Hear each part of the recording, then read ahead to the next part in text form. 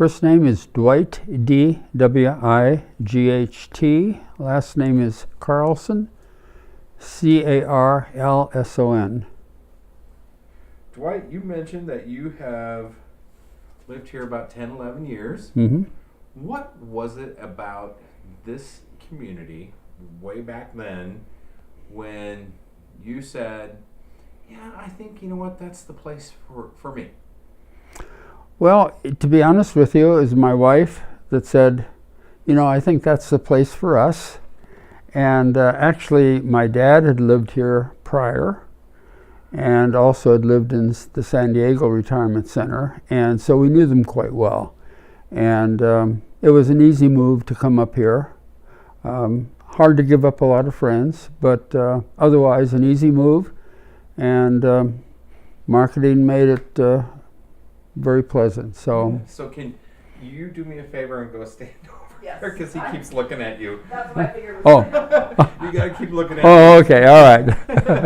I'm sorry. Ask him the question again. But I kind of get the gist of it. Yeah. So you had a little bit of experience about what covenant communities were all about. Yeah, yes, that's right.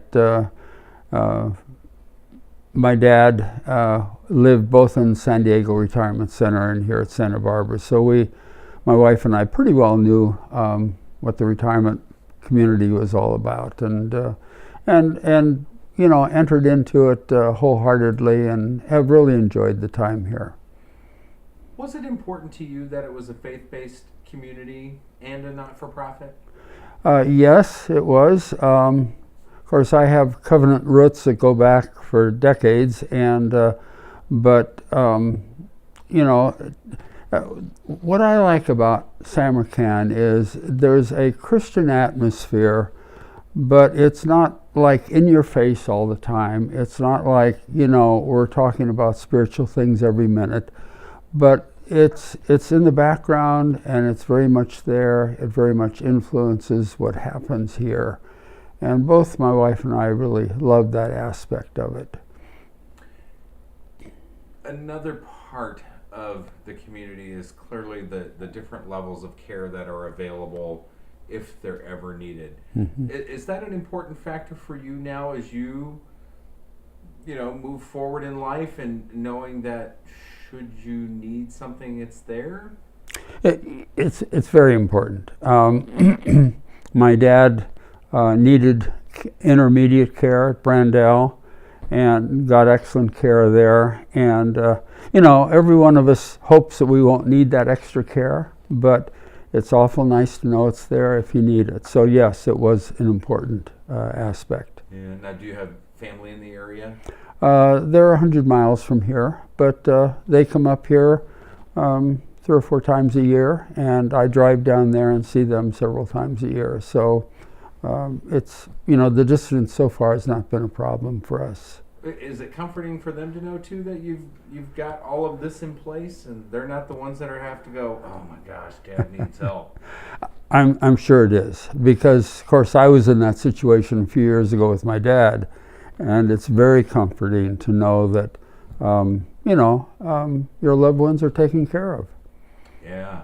Tell me about the relationship between the folks who work here Mm-hmm. and the people who live here. I think it's an excellent relationship. First name basis. You can talk with them, you can joke with them. They're very readily available. I have absolutely no questions or qualms to highly recommend, the environment. Are you a person who used to like to cook for him or herself, or are you glad that you don't even have to worry about that? I know how to pour milk in my cold cereal, let's put it that way. No, I don't do any cooking, but I eat in the dining room, or else I take out food. Often I'll do that. We can take out food, and so I'll order a meal out and eat it here and watch my evening news and so on. But that was a big reason why my wife wanted to move up here, was she got tired of doing all the cooking, and I supported her in that. And now you are on your own, so to speak, Mhm. and those other services like housekeeping and that sort of thing, gosh, that must come in handy. Yes, it does. Yeah, you don't have to think about it. Or my shower head was malfunctioning yesterday, and pick up the phone and just call maintenance and say, my shower head's not working right. It's squirting water all over the room, and an hour later they're here and they fix it. So that's an awful nice ingredient. Boy, no kidding, and you didn't even have to pay like the $90 trip charge. No, that's right. Nothing. Zero. That's nice. That is nice. How would you so what else do you do to keep busy here at the community? Are you involved in all kinds of stuff? Or? I started a men's group 10 years ago, and so we have a men's book reading group. It's we read some sort of Christian book and go through that a chapter a week and so on. And so I started that about 10 years ago, and I've periodically led that. And then I've written some books, so I do a lot of writing. I'm still very active, more than 40 hours a week here. So. Oh my goodness. Yeah. What are your books about? Excuse me. They're about. Oh dear. Cut. Do you need some water? Yeah, let me get some water. Yeah. Upper right hand shelf. That happens. Get a little anxious and bingo. You got it there, Pam? Yep, I got it right here. Okay. Sorry. Thank you. You're welcome.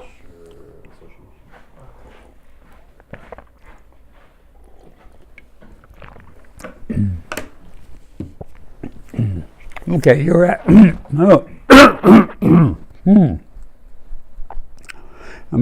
You're asking about books. Yeah. What is your topic? That sort of thing? I've written about 9 books, and they're all related to either spiritual issues or medical issues or some combination thereof.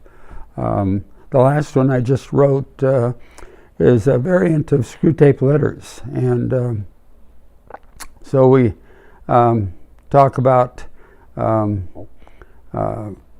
couple of demons speaking to each other and trying to influence you and me in what we do. And so that's my last book. Wow.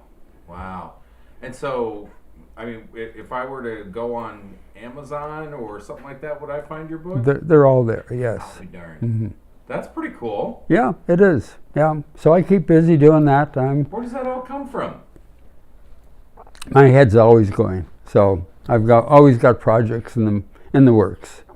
And I'll do that till the last day I die. At least I hope to. Very good. If I'm someone who's considering moving here, or I'm a new resident and this is day one for me, should I be anxious about fitting in? I don't think so. I think that the community is very accepting of everyone. And, everyone kind of finds their own little niche, and there are people that they feel closer to. But it's a very accepting community. I don't know of any real cliques or, groups like that. It's very accepting. That's a good thing. What advice would you give to someone who may be on the fence about moving to a senior living community or not? And in particular, this one? Well, I think it's hard for people to realize the difficulties as they get older of taking care of a home. What happens if one of them needs extra care? All these kinds of things that can come up. And I think in a community like this, all of that is worked out. It's well prepared for you, so that it's here if you need it, and if you don't need it, you don't use it. How about don't wait too long? Well, I think that's an issue. We see a lot of people. I have friends who, have come up here and looked at a place over a period of now 5, 6, 7 years, and they're going to come here way too late if they come at all. And you really enjoy what's here when you come early enough to participate in all the activities.